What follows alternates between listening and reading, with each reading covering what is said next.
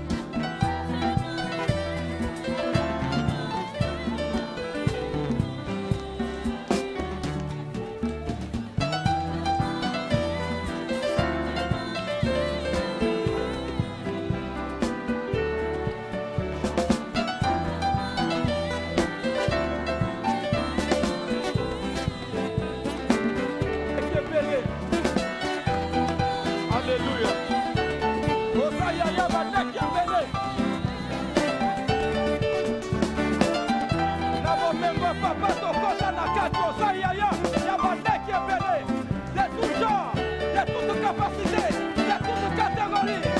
Yo pe oza na kati ya bandeki ebele oza yaya bandeki ebele.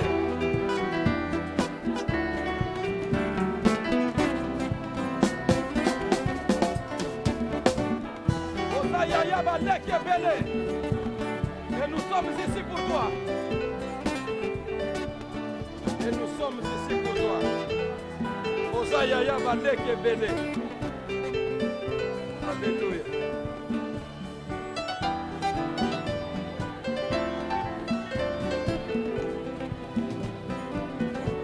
Merci Seigneur.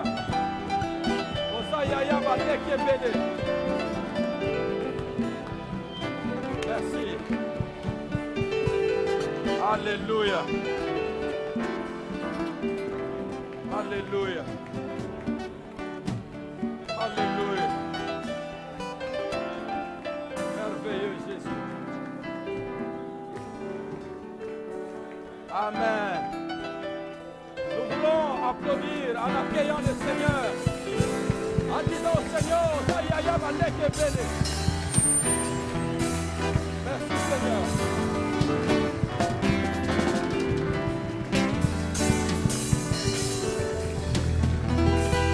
En disant au Seigneur, Osayaya Maleke Bele. Ngape Nazana Kat. Alléluia. Je t'informe que Yoko Zanakat. Quand il fera le programme pour ses petits frères, tu es dedans. Quand il planifiera pour ses petites sœurs, tu es dedans. Osayaya Maleke Bele. Nous tous, nous n'avons pas les mêmes capacités, mais nous en faisons partie. Alléluia. Osayaya Maleke Bele. Que le Seigneur vous bénisse. Mais vous savez, pour tout cela, il faut avoir connu Jésus.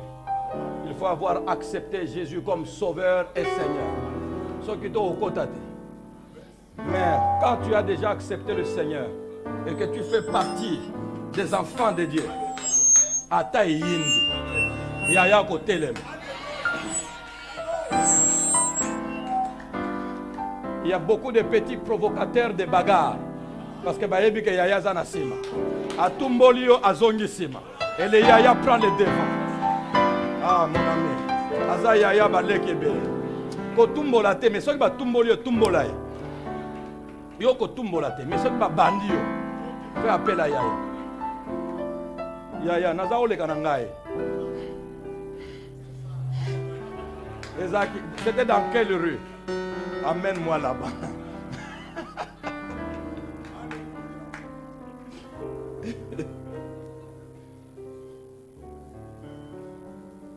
Amen. C'est merveilleux d'appartenir au Seigneur. Mosungi akokamwa asunga kanga na tango ya passe. Frère, j'ai connu et je connais jusqu'à cette nuit, je connais des moments pénibles, indescriptibles. Mais dans tout cela, ce qui est vrai jusqu'à présent, si demain il m'abandonne à cause de mon humanité, qu'il abandonne, il aura raison. Mais jusqu'à présent, je l'ai vu dans tous ces rendez-vous. Jusqu'à présent.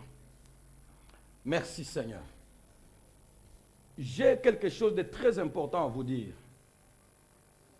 Mais le diable a fait tout que je ne sois pas devant ce matin. Si je vous dis qu'on n'a pas fermé l'œil, vous ne comprendrez pas. Et pourtant c'est vrai.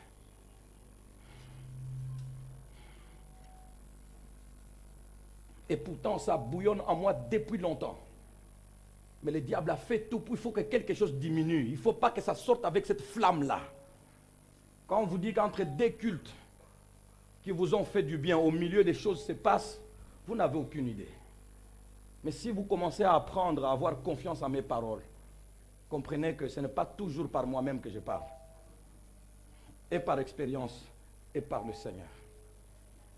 Il a tenu à ce que ça soit diminué, que ce matin, vous n'entendiez pas cette flamme-là.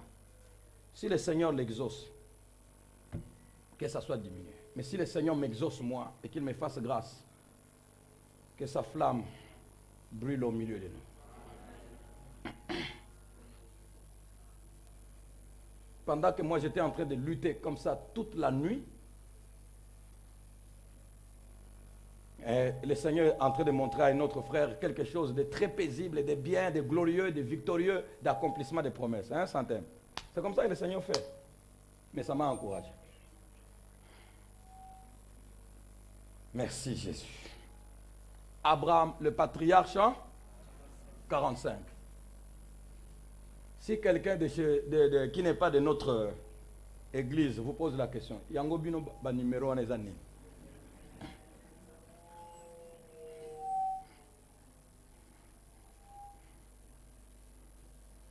Et toi tu lui poses la question, et toi tu penses que c'est quoi?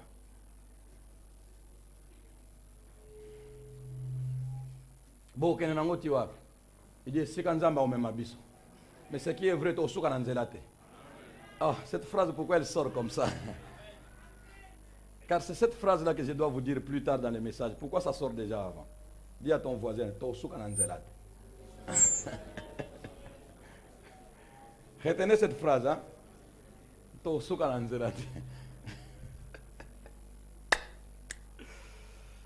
Merci Seigneur. Abraham le patriarche 45. Si Dieu fait grâce, dimanche prochain, je serai encore là. Ça sera Abraham le patriarche 46. J'ai déjà sa matière. L'autre dimanche là, nous serons là. Ça sera Abraham le patriarche 47. J'ai déjà sa matière. Après quoi, Dieu nous donnera autre chose. Mais ça sera toujours avec Abraham le patriarche. Parce que comme Yinda, je vous assure. Je vous assure, ça chagrine le monde des ténèbres. Merci Seigneur. Abraham le patriarche 45. Je ne vais pas beaucoup perdre du temps. Je sais perdre du temps au début et puis à la fin, je n'en ai plus. Que Dieu m'aide là-dessus. Genèse chapitre 20. On ne va pas lire tous les chapitres comme les autres fois. Cette fois-ci, nous allons lire le verset 17 et le verset 18. Nous allons continuer. Regardez-moi. Est-ce que vous savez que dans la Bible, à l'origine, il n'y avait pas de versets et de chapitres? C'était un rouleau comme ça. On continuait à lire, à lire, à lire, à lire, à lire, à lire, à lire. Les chapitres, c'est bon. Les versets, c'est bon. Cette répartition est venue longtemps après pour nous aider à avoir comme une sorte d'adresse de ce que nous cherchons dans cette forêt de la parole de Dieu. Mais c'est venu longtemps après. C'est avantageux. Mais quelque part, ces versets nous compliquent. Vous lisez, là où le chapitre s'arrête, vous vous arrêtez là. Alors que la pensée n'est pas finie. Et peut-être que vous n'avez même plus le temps de relire et puis vous vous arrêtez là brusquement. C'est tout, j'ai terminé mon chapitre, c'est tout. Si vous ne continuez pas à lire, la pensée vous reste vague. Malheur à ceux qui lisent aujourd'hui. Il y a un chapitre dans Matthieu, demain il y a un verset dans Josué, après demain il y a un autre. Si vous lisez comme ça, la Bible, vous ne la comprendrez jamais. Ça sera toujours flou pour vous. Prenez un livre, lisez chapitre après chapitre, ne sautez aucun verset, vous comprendrez. Alors aujourd'hui, nous allons combiner. Parce que les versets et les chapitres nous ont arrêtés quelque part, alors que des choses continuent. Aujourd'hui, nous allons combiner. C'est pourquoi nous avons commencé les 2 derniers versets du chapitre 20 pour lire avec les 7 premiers versets du chapitre 21. Maintenant, vous avez compris? Cherchez.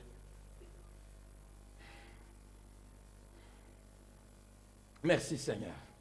Donc, Abraham le patriarche 45, nous lisons dans Genèse chapitre 20, le verset 17 et le verset 18. Nous continuons avec Genèse chapitre 21, 1 à 7. Vous ne chercherez pas des pages à moins que des pages tournent avec les chapitres, sinon ça sera la même page et la continuité. Je lis au nom du Seigneur Jésus.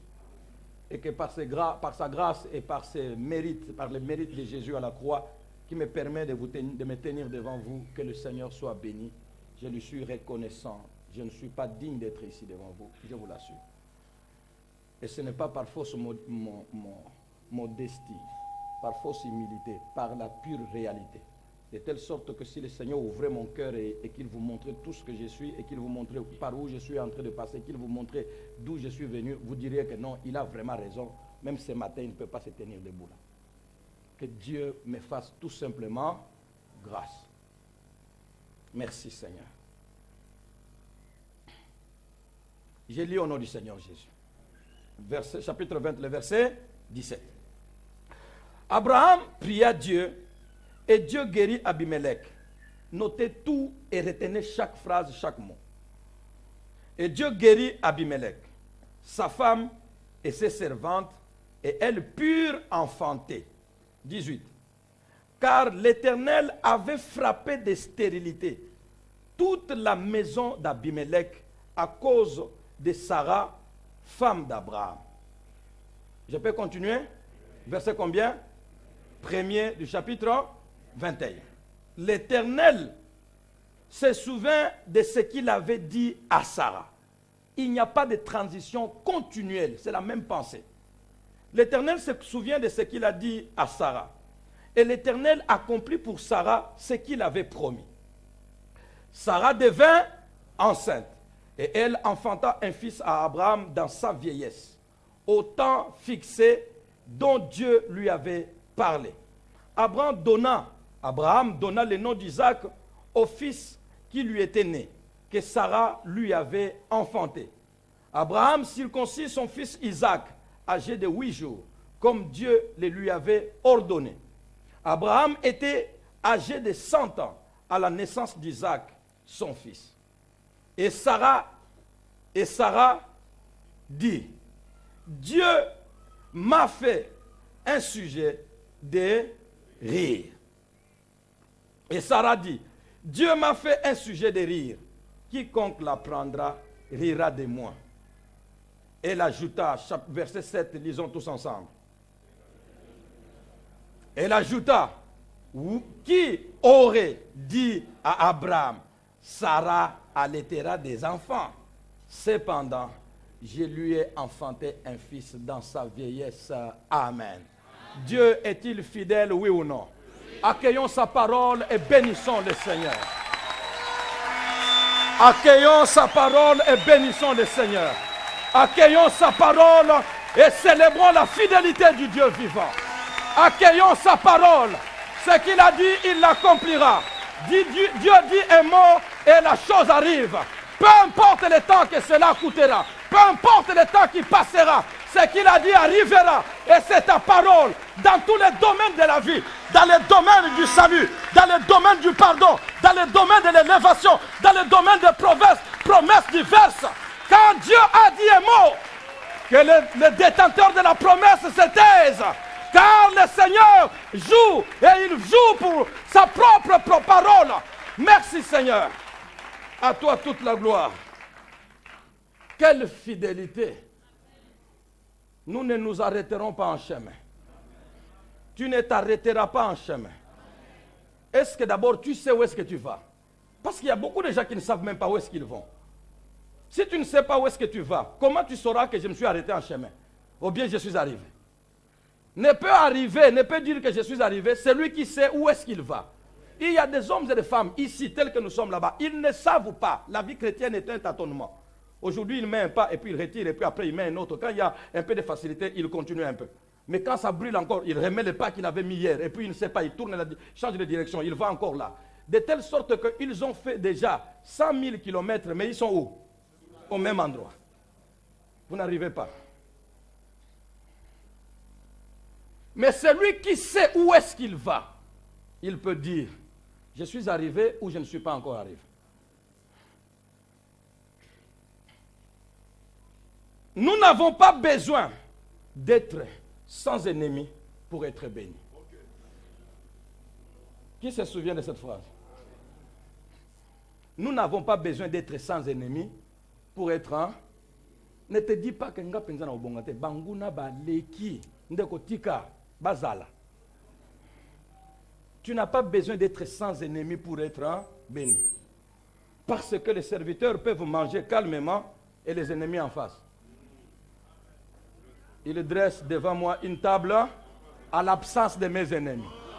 Il attendra que tous mes ennemis disparaissent comme ça, il dresse une table. Non, ça ne sera pas à leur absence toujours. Ça sera à leur présence, en fait que Eyo Kisabango Motema passe en train de manger en face de mes ennemis.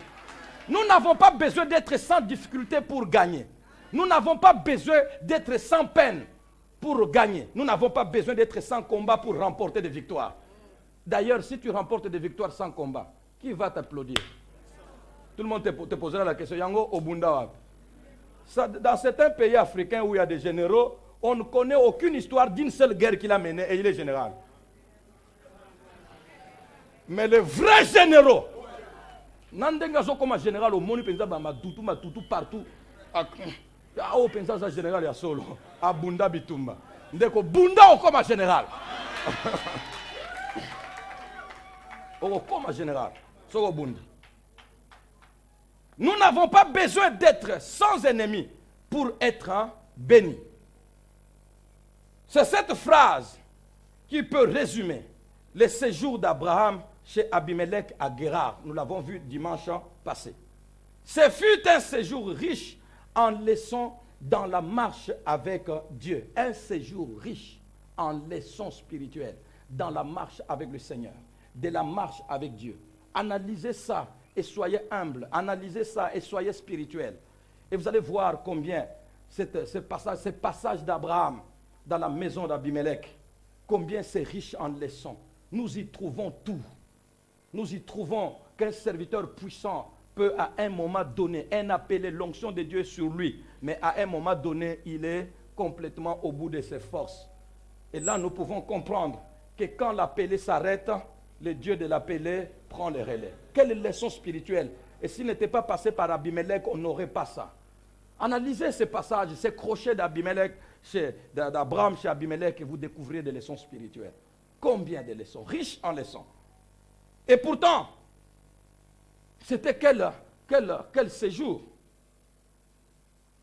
Je me suis posé la question, après ce séjour, ces crochets, après ce séjour d'Abraham auprès ou chez Abimelech, qu'était devenu notre patriarche après ce tumultueux séjour? Voilà ma question. Qu'était devenu? Qu'est-ce qu'Abraham était devenu? Qu'était devenu Abraham, notre patriarche, après ce tumultueux séjour?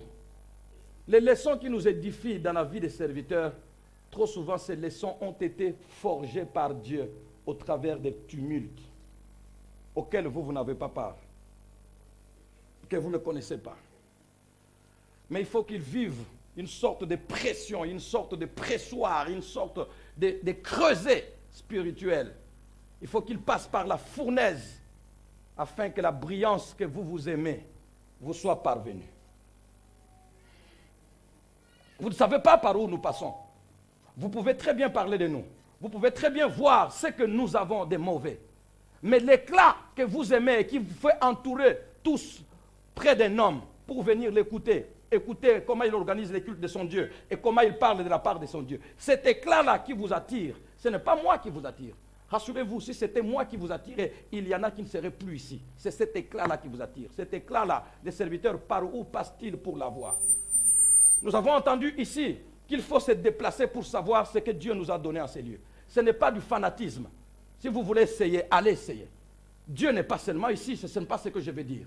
Je ne suis pas le seul serviteur, je ne suis pas d'ailleurs le meilleur serviteur, non. Et d'ailleurs, je vais vous dire, je suis le moindre. Il y a des serviteurs de qualité véritablement. Et quand je les regarde, je dis, voilà des serviteurs, Seigneur. Voilà des hommes que tu pouvais utiliser. Pourquoi m'as-tu inséré au milieu d'eux? Je n'ai ni leur rang social, ni leur rang intellectuel, ni leur rang moral, ni leur rang tout. Je n'ai pas leur éducation, je n'ai pas. Mon background est différent de leur. Ils ont tout pour être serviteurs. Moi, j'ai tout pour ne pas être serviteur. Au milieu d'eux, je me retrouve comment? Mais malgré ça, Dieu a fait la grâce qui coule en ces lieux. Déplacez-vous, faites un essai. Déplacez-vous, c'est un essai. De telle sorte que certains des serviteurs de Dieu, même de notre maison là-bas, ils m'ont dit des choses que je n'aime pas répéter. Parce que vous croirez que c'est par orgueil que je les dis. Et ça me coûte cher. Par où passe-t-il? Un séjour tumultueux. Mais dans ce séjour tumultueux, nous avons quelle leçon? Donc il faut que les serviteurs soient pressés pour que vous ayez du jus. Et ce sont ces serviteurs qui sont devenus vos papiers. Ça coûtera cher un jour ou un autre. Jésus a été traîné comme ça. Je ne suis pas Jésus. Ce n'était pas resté. Même lui, l'homme qui pardonne et qui est venu pardonner, certains ont succombé à ses côtés pour n'avoir pas fait de Jésus tout ce qu'il devait. Ne jouez pas avec Abraham, même quand il a menti et que vous avez découvert son mensonge. Ne jouez pas. C'est par cette pression que vous avez, les jours que vous avez. C'est par cette fournaise que vous avez, l'éclat que vous avez. Ce n'est pas aujourd'hui le jour de la colère. Pourquoi? Je vais prêcher avec colère. Non, aujourd'hui j'ai un message pour vous. C'est le message de joie. Réjouissez-vous. Dites à ton voisin, to suka na nzela te. Oya linga pese molimo akanda wana esila, to suka na nzela te. To yebi deja wana. Molimo akanda wana esila, to suka na nzela te. Alléluia. Qu'était devenu notre patriarche après cet tumultueux séjour? Pour répondre à cette question, voici 3 pensées à exploiter, tirées de notre texte. La première pensée, le rendez-vous pour Sarah. La deuxième pensée, les stériles des 2 camps. Si vous ratez les stériles des 2 camps la fois prochaine, vous allez vraiment tout rater. Troisième pensée, les fils de la vieillesse. Et là, ne manquez pas, je vous assure. Ce n'est pas du marketing, mais c'est de la vérité. Hein? Parce que au monde, il y a voyagé à Kanyengalsu, et puis il y a voyagé à Kanyengalsu, non. Et ça, marketing, mais c'est la vérité. J'ai des choses à vous dire là, dans tout cela. Je me suis posé la question, Seigneur, avant, quand j'avais 3 points, je les terminais au même message. Mais maintenant, comment je n'arrive plus à terminer les 3 points au même message? J'ai grandi ou quoi, je ne sais pas. C'est positif ou négatif, je ne sais pas. Mais, avançons. Donc, les 3 pensées qui vont répondre à cette question. Qu'était devenu notre patriarche après ce séjour tumultueux chez Abimelech? Pour répondre à cette question, je disais, voici 3 pensées à exploiter, tirées de notre texte. Un rendez-vous pour Sarah, les stériles des 2 camps et les fils de la vieillesse. Un rendez-vous pour Sarah est sous-entendu dans cette lecture qui est dominée par la naissance du fils de l'alliance obtenu enfin par les vieux couples. Un rendez-vous pour Sarah est sous-entendu. Quand nous avons lu, on n'a pas dit, voilà, il y a un rendez-vous pour Sarah, non. Un rendez-vous pour Sarah est sous-entendu dans cette lecture, qui est dominé par la naissance du fils de l'alliance obtenu enfin. Quand on dit enfin, quand quelqu'un dit enfin, c'est qu'il a attendu longtemps. Obtenu enfin par ce vieux couple. Ces 2 vieillards ont connu la stérilité sans Dieu. Et ces 2 vieillards ont connu la stérilité avec Dieu. À ce niveau-là, je suis correct? Je suis biblique? Tout à fait. Dieu les a trouvés stériles depuis longtemps. Et nous avions essayé d'estimer une fois dans un message, un numéro d'Abraham. Nous avons essayé d'estimer. Et nous avions estimé, vu leurs âges et tout, parce que Dieu les a trouvés à presque 75 ans, et l'autre avait 65 ans. Et nous sommes dit, ils se sont mariés, la femme a 30 ans, l'homme a 40 ans. Donc après, à 15 ans, ils pouvaient déjà avoir 35 ans de stérilité. Ce sont des estimations. Dieu les a trouvés avec une stérilité. Et Dieu les rencontre. Ces couples connaissaient la stérilité avant Dieu, non, la stérilité sans Dieu, et ils ont connu la stérilité avec Dieu. Est-ce que vous m'entendez? Qui vous a dit que dès que tu rencontres Dieu, tout s'arrête? Ah mais non. Église du Seigneur, vous m'entendez? Je ne suis pas le prédicateur du malheur, je ne suis pas non plus le prédicateur de fausseté, pour vous plaire. Avec Dieu, mais stérile. 35 ans, si c'est comme cela. Selon nos estimations, 35 ans. Mais avec Dieu, leur stérilité était de combien? Combien d'années? Parlez à haute voix. 25 ans. Si vous prenez les 2 ensemble, ils ont connu la stérilité de combien de temps? 60 ans. Stérile. Asalaboye simbité, asalaboye simbité, asalaboye simbité. Stérile.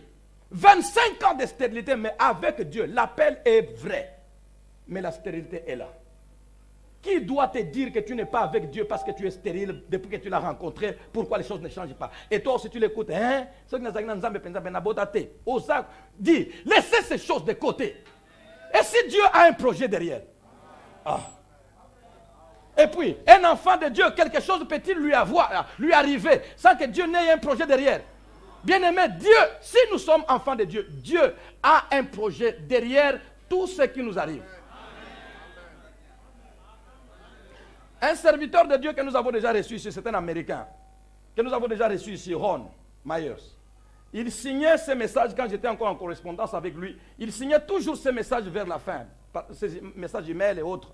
Il signait toujours que dans une situation qui m'arrive, je me demande toujours qu'est-ce que Dieu a dans sa pensée. What God has in his mind. J'ai une situation difficile, mais je me pose la question, derrière cette situation ici, qu'est-ce que Dieu a dans la tête?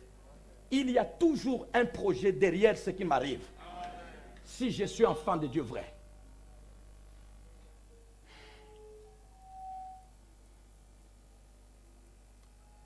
Un rendez-vous pour Sarah est sous-entendu dans cette lecture qui est dominée par la naissance du fils de l'alliance obtenu enfin par le vieux couple.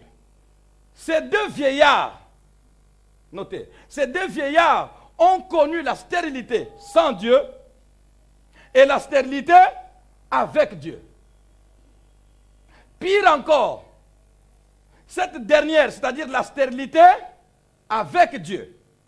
Pire encore, cette dernière stérilité, c'est-à-dire la stérilité avec Dieu, était accentuée par une promesse silencieuse qu'on dirait amortie par cette particulière infertilité.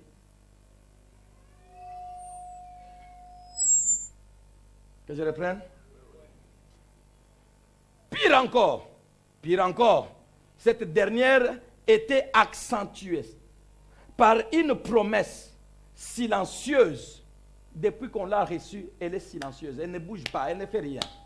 Par une promesse silencieuse qu'on dirait amortie par cette particulière infertilité. Infertilité veut dire quoi? Stérilité. C'est ce que je ne voulais pas reprendre, stérilité. Bon, nous étions stériles. Ok, ton message. Et toi, tu arrives. D'abord, on ne te connaît pas bien, et puis tu t'imposes. Bon, et tu nous embarques dans un mouvement. Nous sommes désormais avec toi. Ok, fais ce que tu veux, mais ne viens pas creuser ne viens plus remuer les couteaux sur notre plaie, en nous disant, je vous donnerai un enfant. Ah, tu ne peux pas faire autre chose, tu vas juste là où ça fait mal. Ok, comme tu nous as dit ça, nous n'avons jamais marché avec toi, tu nous as dit ça. C'est que 35 ans c'est suffisant.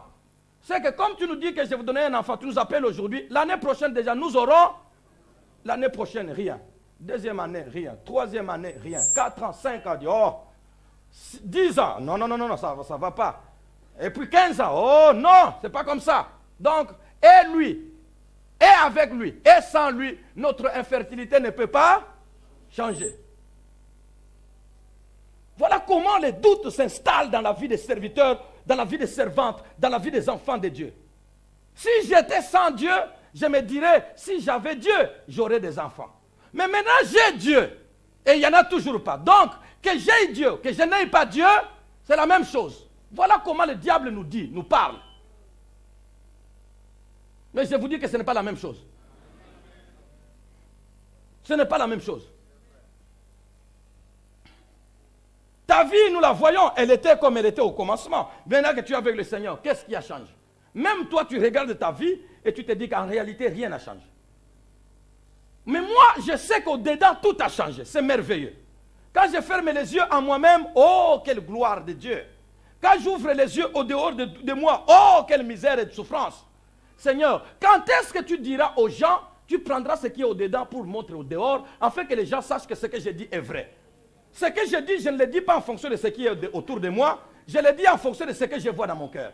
Mais ce qui est dans mon cœur n'est pas visible. Par conséquent, mes paroles sortent comme de mensonges. Frères, sœurs, les jours qu'on dira que tes paroles sont mensonges, alors que tu sais que c'est vrai, tu les renies?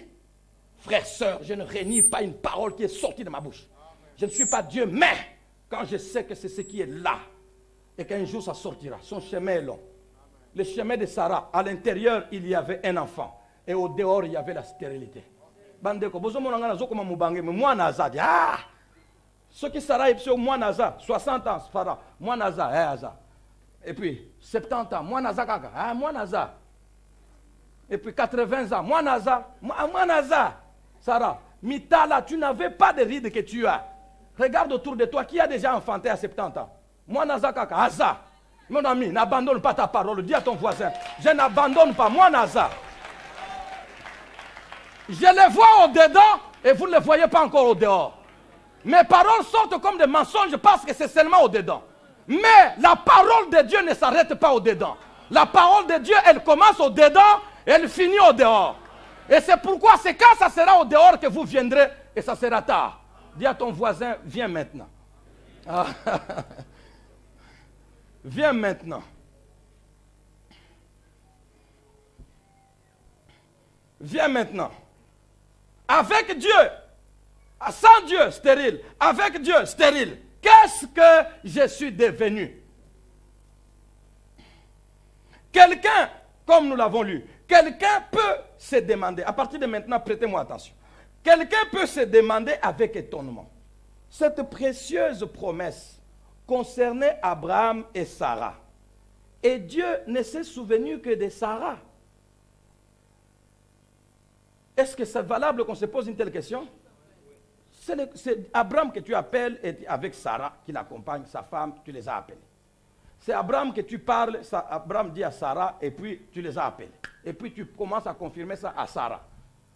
D'accord. C'est Abraham qui s'inquiétait. Qu'est-ce que tu me donneras? Je m'en vais, mais c'est mon héritier, c'est mon plus vieux serviteur à la maison. C'est Abraham, tu dis, tu auras un héritier. Ok. Et puis brusquement comme ça, le jour où la promesse vient s'accomplir, et Dieu dit, et Dieu se souvient de la parole se souvient de Sarah pour accomplir la parole qu'il lui avait dit. Et moi,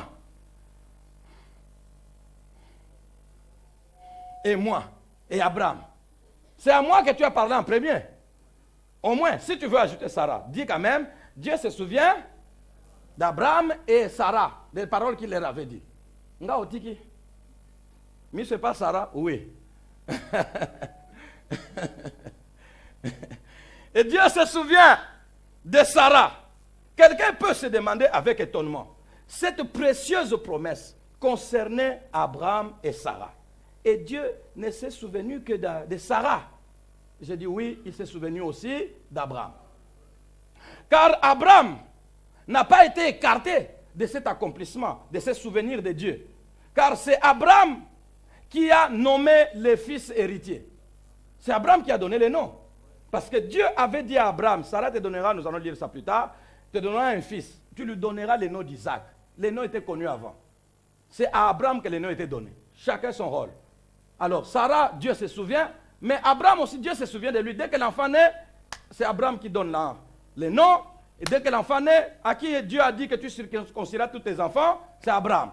Il circoncis l'enfant. Quel accomplissement! Abraham ne se plaint pas. Mais la phrase est claire. Dieu se souvient. Ça, c'est le rendez-vous de Sarah. Ça, ce n'est pas le rendez-vous d'Abraham d'abord. C'est le rendez-vous à deux, mais Sarah en premier lieu. Pourquoi? Dieu n'avait pas écarté Abraham, car c'est Abraham qui va nommer l'enfant. Cependant, notez bien, cependant, Dieu n'a pas oublié qu'ils avaient, les deux, ils avaient le même problème. Ils avaient la même douleur. Et ils avaient la même attente.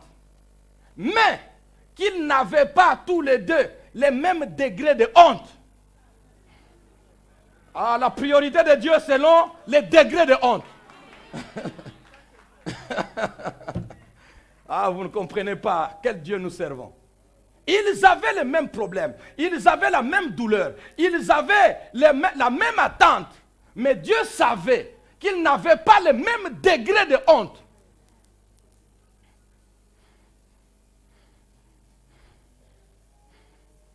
Et vous pensez que tel que nous sommes ici, nous avons le même degré de honte? Ah mais non. Nous attendons tous la bénédiction de Dieu d'une manière ou d'une autre, l'accomplissement de Dieu. Est-ce que nous avons la même honte? Vous pensez que nous avons le même degré de honte, d'opprobre? Non. Nous attendons tous l'arrivée de Jésus.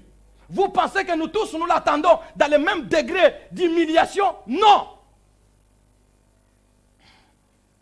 Comme il est écrit, que réjouis-nous autant d'années que tu nous as fait souffrir, nous comprenons que le Seigneur, pour visiter ceux qui l'attendent, il commencera par les plus humiliés. Qui est le plus humilié ici, mes amis? As-tu une humiliation quelque part? Dieu commencera par les plus humiliés. Ah mais oui. Ah mais oui. Comme je suis le plus humilié, que je commence à me réjouir avant. Et c'est pourquoi les hommes comprennent qu'au milieu des hommes et des enfants et des femmes, les plus fragiles, les plus humiliés sont les femmes et les enfants. Quand il y a une catastrophe, le sauvetage commence par les femmes et les enfants d'abord, par les plus humiliés. Si les hommes font ça et Dieu fait autrement, entre Abraham et Sarah, ils avaient la même douleur, le même problème, la même douleur et la même attente. Mais ils n'avaient pas le même degré de honte. Et Dieu va commencer par la plus honteuse, la plus plongée dans l'opprobre. Dieu commencera par les plus humiliés. Humiliez-moi encore davantage, il commencera par moi, avant qu'il ne vous atteigne. Et ça, je peux vous le dire. Il commencera par moi, avant de vous atteindre.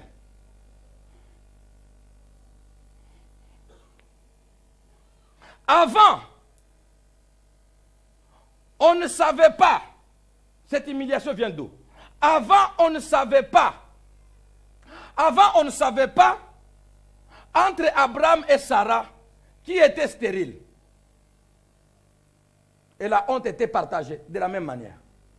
Tout le monde qui les voyait, ce couple vraiment, regardez ces vieux qui sont en train de mourir sans enfants. Oh. Bon, mais est-ce que on balé ou bien moi aussi? T'es un gars mon avec un bal. Papa n'a pas zawana ko botata. Ok, ngana mo appelle ça moi aussi. Maman n'a pas comme nene wana. Bagre c'est le cas ko botate. Ah. Bon, les cambotés, mais ce qui est vrai c'est que on est au bazar stérile. La honte est jusqu'à la naissance du fils d'Agar. Ah. Et comme fils d'Agar, Agar accepte sur la proposition de Sarah. Agar accepte. Abraham va. Comment Sarah, tu sais que c'est toi qui as un problème? Ça, c'est leur secret à eux. Abraham va. Et Abraham est allé avec une autre. Abraham a peur et dit, bon, ça ce n'est pas un piège, ça. Pour que Sarah dise, il tremble, mais après 1 mois, 2 mois après, elle jette la salive. Abraham dit, oh. Vous voyez ce qui est bien balé au test à sida, les fiancés. Il y a un résultat dans les années. Otenga isa. Yo bandana kotala. Non, yo bandana. Fongana no ya yo. Non, yo fongana. Parce que c'est une proclamation. Dès que Agar a jeté la salive, tout le monde dit, eh, Eza Sarah. Eh, Eza Sarah. Abraham a bâti. La joie était là. Abraham regarde Sarah et dit, ah, je ne peux pas trop me réjouir, mais c'est quand même ma femme, mais quand il est loin, il dit,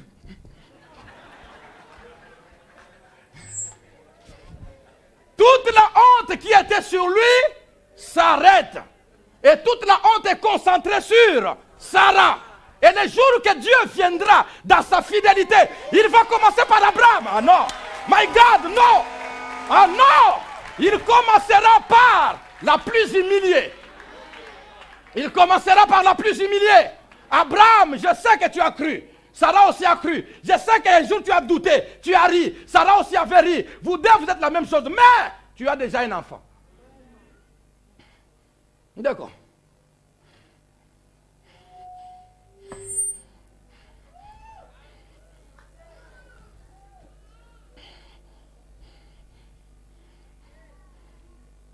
Les frères et sœurs que vous voyez là, certains ont déjà une preuve.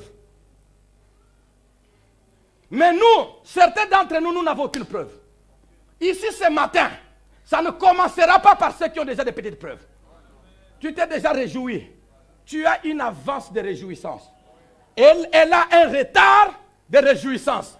Commençons par celui qui a un retard pour vous amener tous au même diapason. Ndekonanga akoleka yote. Tu l'atteindras. Le Seigneur va combler ton retard. Il a la capacité de combler le retard d'un homme. Il a la capacité de combler le retard d'une femme. Il a la capacité, peu importe les années que tu as perdues, peu importe le temps que tu as perdu, il a la capacité de combler le retard. Dieu sait que tu as 15 ans de retard de joie.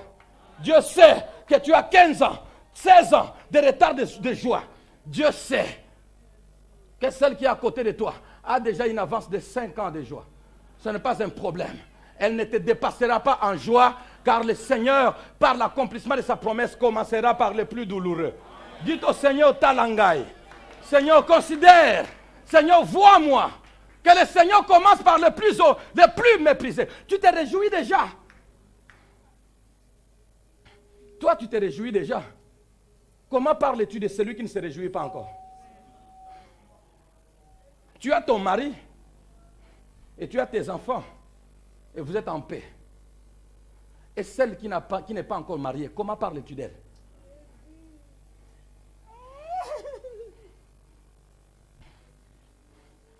Tu as tes enfants et tu es déjà dans la joie, tu attends d'autres choses. Mais celle qui n'a pas encore d'enfant, comment la regardes-tu? Tu as ta femme en bonne santé, tes servants comme elle veut. Comment parles-tu de celui qui a la femme en difficulté? Comment? Nous serons devant la justice de Dieu.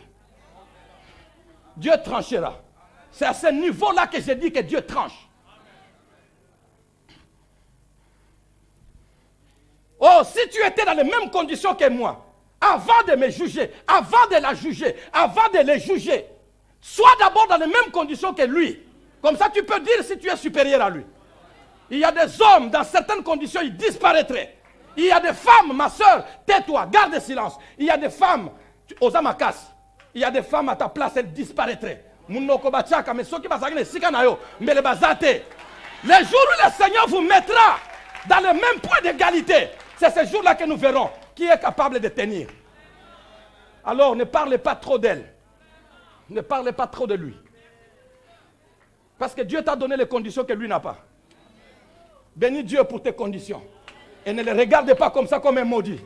Parce que s'il était à ta place, peut-être qu'il ferait mieux. Et si toi tu étais à sa place, est-ce que tu tiendrais?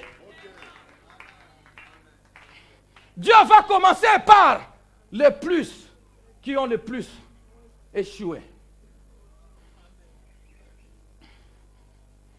Il a un retard. Nous avons dans notre famille des enfants intelligents et tout. Et Dieu nous a bénis. Tous nos enfants sortent première.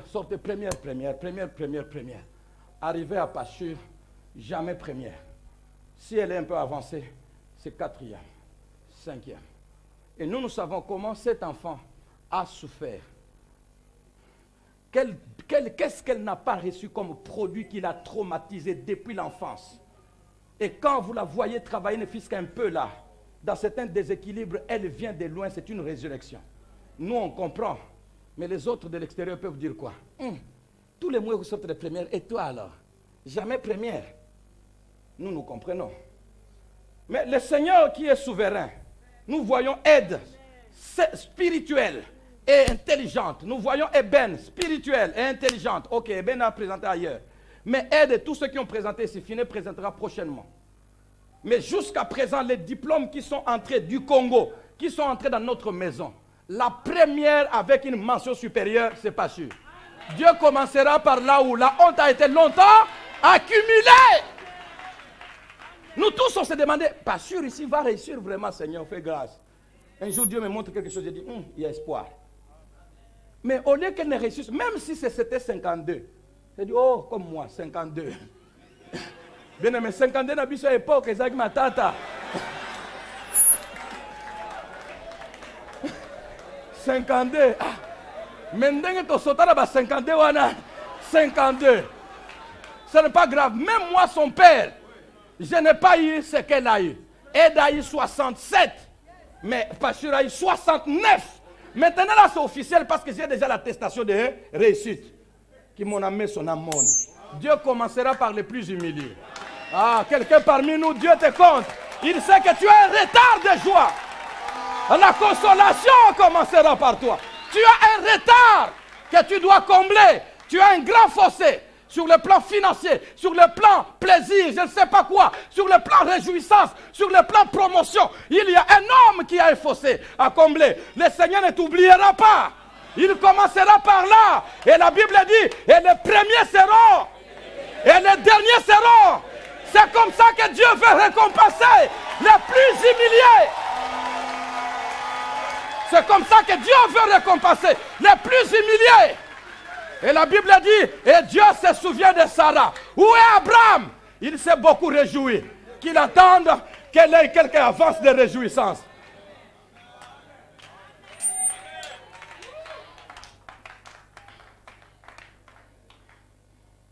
Ce n'est pas fini. Jusqu'à la naissance du fils d'Agar, c'était un test et le résultat s'est connu. Agar a Juzemi. Merci.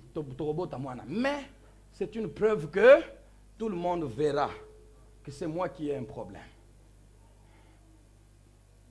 Les hommes apporteront des preuves pour montrer que véritablement le problème c'est toi. Ce n'est pas grave. Dieu commencera par là. Les hommes ont toujours tendance à dire, en réalité, dans cette affaire, des preuves claires données.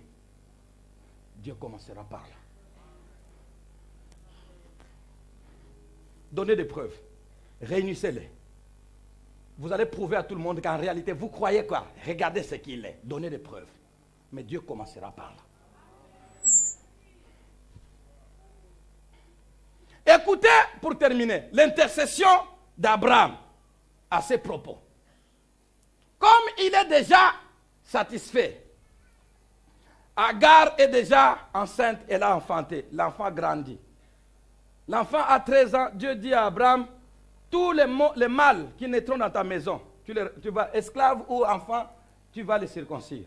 Il a 13 ans, ok. Mais j'ai déjà un enfant, ok.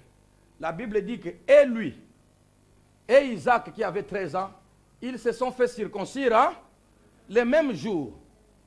Un fils et son parent, le même jour. Ismaël, je veux dire, pas Isaac.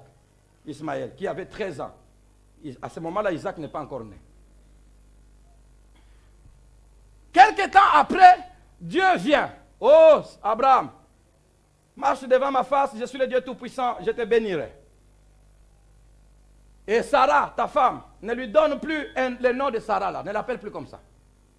Appelle-la Saraï. Non, elle s'appelait Saraï, appelle-la Sarah. Parce qu'elle sera la mère des nations. Abraham commence à changer le visage. Qu'est-ce que tu veux dire? Je la bénirai. Je lui donnerai, elle sera enceinte, elle enfantera un fils. Tu lui donneras le nom d'Isaac. C'est avec lui que je traiterai mon alliance. Je dis, oh, cette histoire-ci, ça fait plus de 13 ans que c'est clôturé. La requête était déjà exaucée. Nous sommes bien. Pourquoi tu viens au Kundura Makamba Kalabou? Les amis, il y a des choses dans la Bible. Et puis, Abraham l'écoute. Après, Abraham s'incline. Lisons. Nous sommes dans Genèse au chapitre 17. Le verset, du verset 15 au verset 16e. Genèse chapitre 17, le verset 15 au verset, non, j'avais dit 16e, au verset 18e. J'aimerais que nous puissions lire tous ensemble. Vous comprenez le contexte, n'est-ce pas? Ok. Au verset 15e, il est dit quoi? 1, 2, 3. Dieu dit à Abraham, tu ne donneras plus à Saraï, ta femme, le nom de Saraï, mais son nom sera Sarah. Je la bénirai et je te donnerai d'elle un fils. Je la bénirai et elle deviendra des nations. Des rois, des peuples sortiront d'elle. 17. Abraham tomba sur sa face et il rit. Ah, Makamnino Zokundole Akala. Oui, les cas. C'est une requête à enterrer, c'est tout, terminé. Il rit et dit à son cœur, lisons tous ensemble, qu'est-ce qu'il dit? Naîtrait-il un fils à un homme de 100 ans? Et Sarah, âgée de 90 ans, 10 ans, enfanterait-elle? Verset 18, lisons à haute voix tous ensemble. Et Abraham dit à Dieu, il prend courage. Makamboano Lobiwana, je dois répondre. Il dit quoi à Dieu? Oh, qu'Ismaël vive devant ta face. Makambousouana, laisse tomber. Pourquoi tu veux donner ce que tu as déjà donné?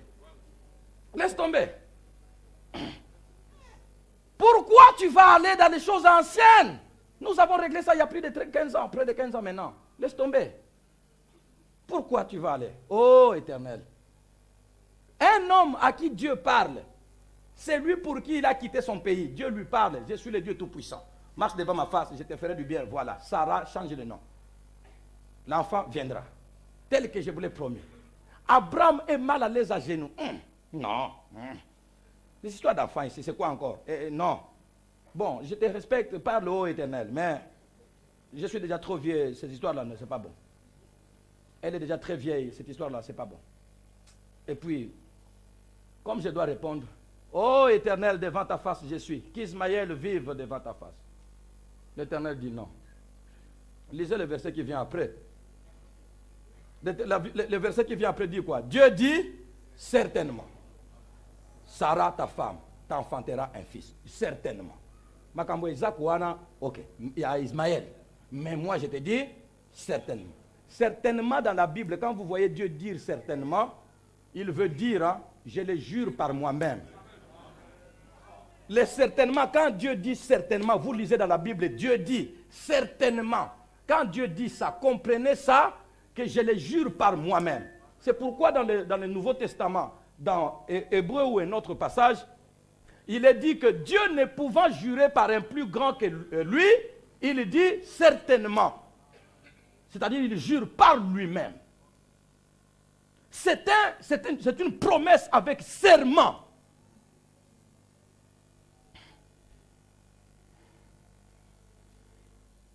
Autrement dit, il dit, la suite c'est quoi? Et tu l'appelleras du nom d'Isaac. J'établirai mon alliance avec lui comme une alliance perpétuelle pour sa postérité après lui. 20, il est dit, à l'égard d'Ismaël, je t'ai exaucé. Voici, je le bénirai, je le rendrai fécond et je le multiplierai à l'infini. Il engendrera 12 princes et je ferai de lui une grande nation. Au verset 21, j'établirai mon alliance avec Sarah. C'est j'établirai là au verset 21, normalement sous-entend mais. Dans d'autres versions, vous pouvez rencontrer ça sûrement. Mais, je le bénirai, je t'ai exaucé, mais, quant à ce qui concerne les choses que je t'ai dites là, c'est avec Isaac. Dieu a-t-il exaucé Abraham?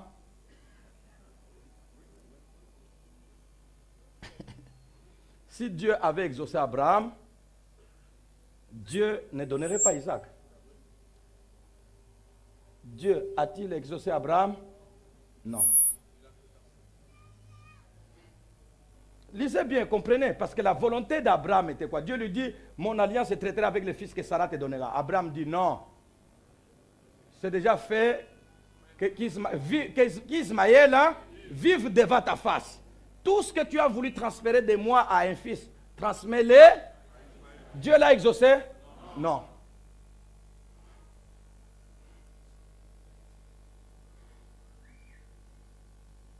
Dieu l'a exaucé? Non.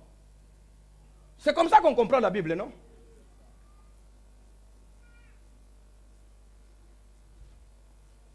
Papa, moi je vais vraiment aller en France. Papa, je vais aller en France. Vraiment, papa, je vais aller en France. Exauce-moi, je vais aller en France. Il dit, oh, non. Bon, tous les enfants, préparez-vous. Toi aussi. Alors bien, toi, invite tes amis. Allez-y jouer au pont et puis passer par l'hôtel Lydia ou l'hôtel Vivi et puis Prenez un petit sucre, revenez à la maison. Réjouissez-vous les enfants. Alléluia, amen. Oh, papa m'a exaucé. Tu es exaucé, hein? Que bah, tu as demandé la France. Mais il t'a donné le pont. Ce n'est pas un exaucement. C'était un petit camouflage. Je dis bon, moi, je bosse ma camouana. Pour ne pas te blesser, je n'ai pas sillotté, mais je te distrais un peu. Bossa ma camouana. Il ne l'a pas exaucé. Parce qu'Ismaël n'a jamais vécu devant l'Éternel. Il était forcé de lui donner des petits présents, des petits dons.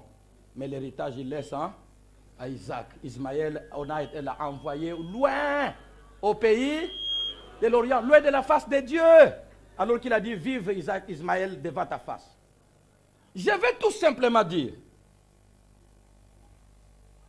les hommes, non, les deux partenaires de ce couple couraient pour le même objectif.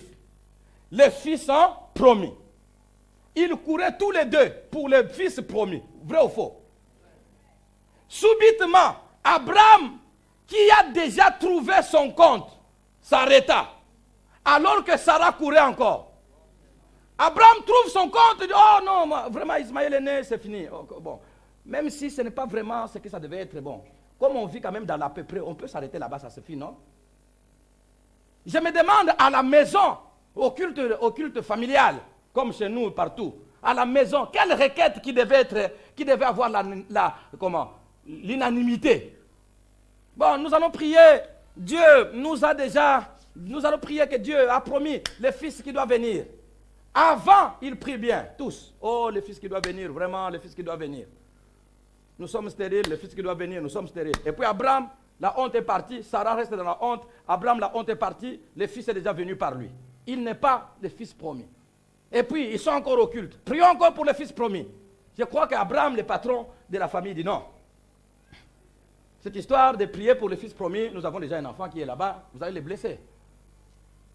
Ne priez pour ça, nous avons déjà un enfant, vous allez le blesser. Donc l'enfant est déjà là-bas, c'est notre héritier, c'est bon. Mais Sarah peut-être dans son cœur, oh Seigneur, vraiment. Abraham, pourquoi il ne veut plus de cette intercession? Parce que même si c'est souffrant, au moins j'ai déjà quelque chose d'accommodant. Bien-aimé, moi je ne suis pas pour les accommodants. Les accommodants nous détruisent. L'ennemi du meilleur, c'est quoi? L'ennemi du meilleur, ce n'est pas le pire. Parce que vous allez tous dire, non, l'ennemi du meilleur, si tu veux vraiment, tu veux arriver au meilleur, évite le pire. Non. L'ennemi du meilleur, ce n'est pas le pire. L'ennemi du meilleur, c'est le bon. Quand un homme a déjà quelque chose qui marche un peu, ça le distrait convenablement. Parce que ce qui est bon ne vous culpabilisera pas. Ce qui est bon ne vous culpabilise pas. Mais ce qui est pire vous chagrine pour chercher le meilleur.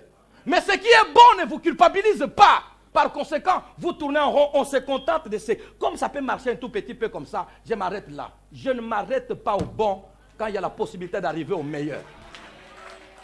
Je ne m'arrête pas au bon quand il y a possibilité d'arriver au meilleur. Subitement, Abraham s'arrête. Alors, arrête la course, alors que Sarah continue encore de courir. Les hommes s'arrêteront toujours, sans tenir compte des autres, dès que leurs intérêts sont satisfaits. Ils ne tiendront pas compte. Quand ils sont déjà satisfaits, ils s'arrêtent. Comme le reste, ça ne marche pas, l'enfant, que ça ne vient pas, et puis nous avons tout ça, on a fait tout, ça ne vient pas. Et que par n'importe quel moyen, quelque chose d'un peu à peu près là, acceptons ça, restons là-bas. Ce sont les requêtes. Non. Sarah continuait à prier.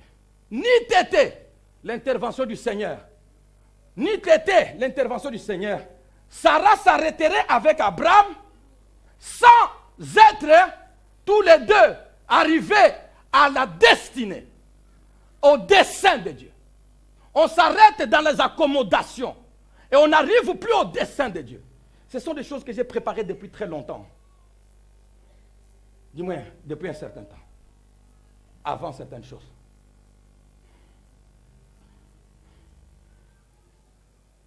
Les hommes s'arrêteront toujours. Abraham s'est subitement arrêté.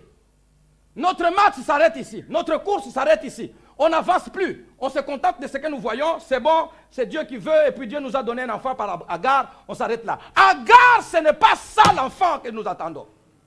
Nous avons une promesse. Mais ça, c'est nous qui fabriquons. Entre la promesse et la fabrication humaine. Bien-aimés, qu'est-ce qui vous distrait? Ce ne sont pas des petites fabrications, des petites accommodations. Vous avez aidé à vous satisfaire. Et quand vous avez trouvé que quelque chose a marché un peu, bon, le reste que je voulais ne vient pas, ok, que ce qui est déjà venu là-bas, on s'arrête là. Non. Je voudrais voir quelqu'un comme Sarah. Abraham s'arrête. Sarah dans son cœur chagriné et tout ça. Abraham s'arrête. Dieu dit non, la course n'est pas encore finie. Sarah continue. Si Abraham a trouvé cette accommodation dans son cas, il ne sait plus avancer au meilleur qu'il attendait parce qu'il a déjà des petits arrangements qui lui vont. Non, continue. Ni t'étais Dieu, Sarah s'arrêterait sans être satisfaite. Est-ce que vous m'entendez? La course ne se terminera que quand Dieu dira qu'elle est finie. Mais tant que Dieu n'a pas encore dit, la course ne se terminera pas. Bien-aimé, que la course ne finisse pas, même si vous avez des semblants de réussite. Quel est le plan de Dieu pour moi? À ce niveau ou à un autre niveau? Quel est le plan de Dieu, le dessein de Dieu? Où est-ce que je dois arriver? Des accommodations ne font pas la gloire du Seigneur. Je dois terminer. Alors Dieu rejeta la prière d'Abraham. En rejetant l'intercession d'Abraham, Dieu a refusé que la course de ces deux patriarches s'arrête avant la satisfaction conforme au dessein. La satisfaction n'est pas dans les accommodations. La satisfaction doit être conforme au dessein. J'ai dit à un homme, j'ai dit à une femme, la course ne s'arrêtera pas avant que tu n'arrives où Dieu t'attend. Et je te dis que pour que tu arrives à cause de ton dessein, pour ta destinée, il y a des prières que Dieu rejettera pour te permettre d'arriver. Même quand la prière d'Abraham, Abraham est capable de sauver Lot au milieu d'une ville qui ne pouvait pas réunir 10 justes. Dieu s'arrête à 10 avec Abraham. Alors qu'il devait détruire tout, Dieu est descendu jusqu'à 10. Comme on n'a pas trouvé, tout devait être brûlé. Mais par son intercession puissante, il change Dieu jusqu'à contraindre, entre guillemets, à faire comprendre à Dieu. En réalité, je ne me plais pas de tous les gens de Sodome et Gomorrhe. Je me plains de l'autre qui est là-bas, mon neveu. Si tu peux les sauver, le reste fait, tu veux. Dieu a compris. C'est pour cela que tu es allé de 100, jusqu'à 50, jusqu'à 10, à 25, 30, et puis, au lieu de me dire que sauve-moi quelqu'un, pourquoi tu veux entourer des gens? Il n'y en a pas. Si je veux compter le nombre que tu donnes là-bas, ton neveu mourra.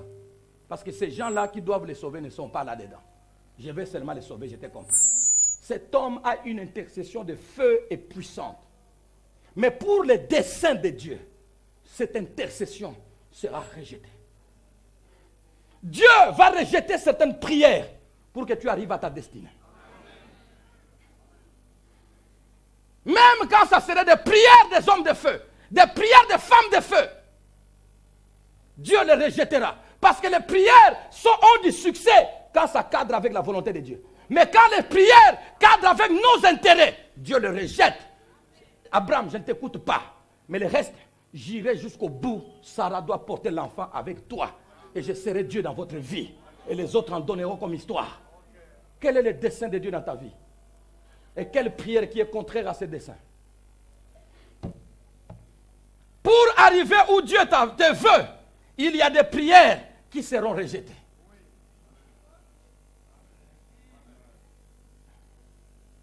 Lève-toi là où tu es. Nous allons prier.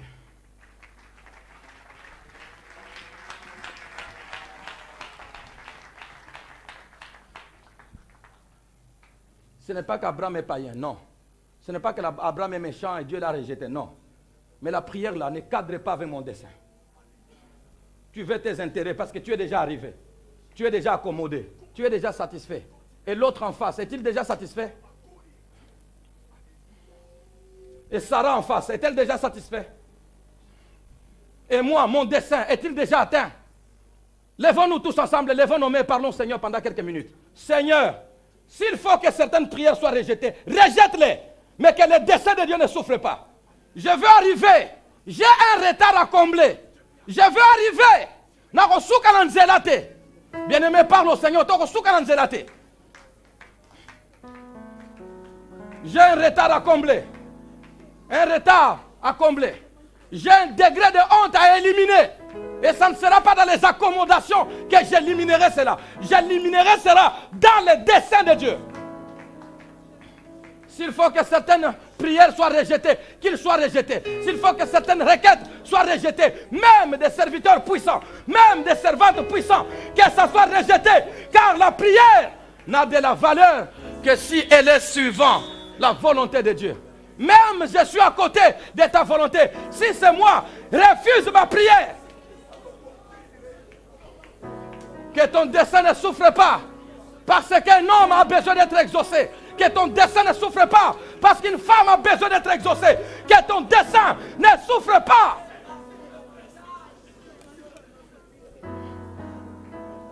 Qui a été le plus humilié? Le Seigneur commencera par toi. Que Dieu se souvienne de toi ce matin.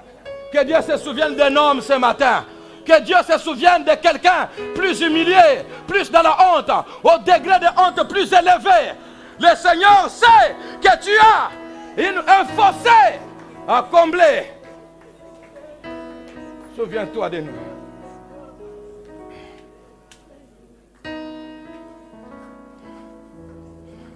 C'est un homme qui doit parler à Dieu ce matin.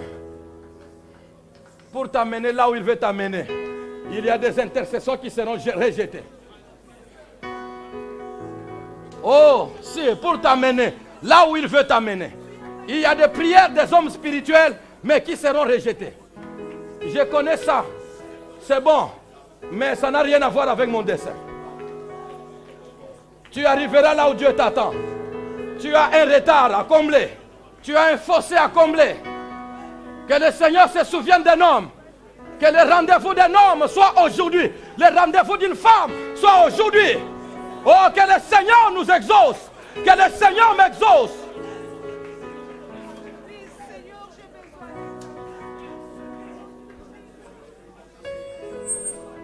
Tu as un retard. Que le Seigneur se souvienne d'une femme. Que le Seigneur se souvienne d'un homme qui a un retard, un fossé, qui a un degré élevé de l'humiliation, un degré élevé de la souffrance. Les autres autour de toi attendent, c'est vrai. Mais Dieu sait que toi, ton humiliation a été de proportions élevées.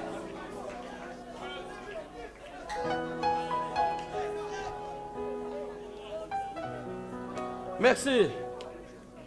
Si vous voulez vous déverser dans la prière, le vendredi, c'est toute la journée. Et si vous voulez qu'un serviteur vous aide à la fin, il y a des conseillers toujours à la fin de chaque culte. Voyez-les en macaron, ils vous aideront.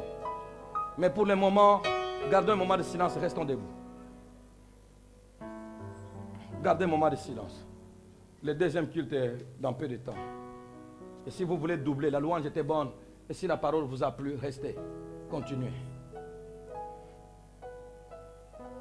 Je veux demander à un homme, à une femme, dont l'humiliation autour de ceux qui l'approchent, aux environs de toi. Il y a des hommes qui ont déjà des accommodations qui peuvent vous dire que non, arrêtons-nous là-bas. Et toi, ta honte a été publique. Et pourtant, tu n'es pas encore arrivé au dessein de Dieu. Dieu veut commencer par toi. S'il doit refuser l'intercession, même des hommes spirituels comme Abraham, il rejettera cette intercession tout simplement pour que toi tu arrives au dessein. Si quelqu'un est concerné par là, et qu'au préalable vous êtes enfant de Dieu vrai, et si vous ne l'êtes pas encore, acceptez Jésus-Christ comme Sauveur et Seigneur. Si c'est ça votre cas maintenant, que vous voulez, vous devez arriver. Et des accommodations, des preuves ont montré à tout le monde que c'est vous qui êtes un problème. Dieu commencera par enlever votre problème avant de pouvoir atteindre les autres. Si c'est ça, même s'il faut qu'il refuse, qu'il rejette certaines prières des hommes spirituels, il rejettera. Si c'est ça votre cas, levez la main. dans le silence, je vais prier ensemble avec vous, car c'est mon cas aussi.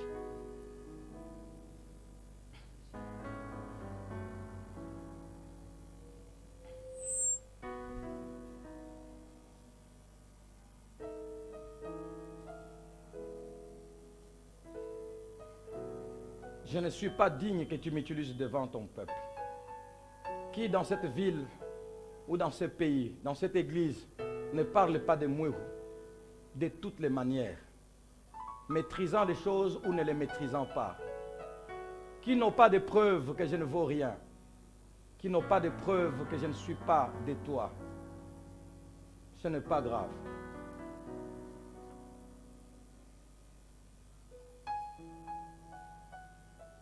Il n'y a pas que moi, il y a tant de serviteurs et tant d'enfants de Dieu dans cette salle, les mains sont levées. Sois apaisé envers nous. Sarah ne méritait pas ces rendez-vous. N'avait-elle pas douté? N'avait-elle pas ri dans son cœur? N'avait-elle pas menti en disant je n'ai pas ri? Donc ce n'est pas la piété de Sarah qui a fait que Dieu se souvienne d'elle, mais c'est ta fidélité. Que cette fidélité te donne de te souvenir de chacun de nous. Commence par les plus humiliés à cause de ton nom. Et atteins tout ton peuple qui attend une promesse. Qu'aucune promesse ne loupe, ne rate. Merci Seigneur. Que ces hommes et les femmes t'honorent par tout ce qu'ils ont à faire. Et que Seigneur, l'accomplissement, longtemps après 25 ans de promesses et d'attente, de douleurs, d'épreuves et de chutes, que cette promesse ne rate pas. Béni sois-tu Seigneur, au nom de Jésus. Amen. Que le Seigneur vous bénisse.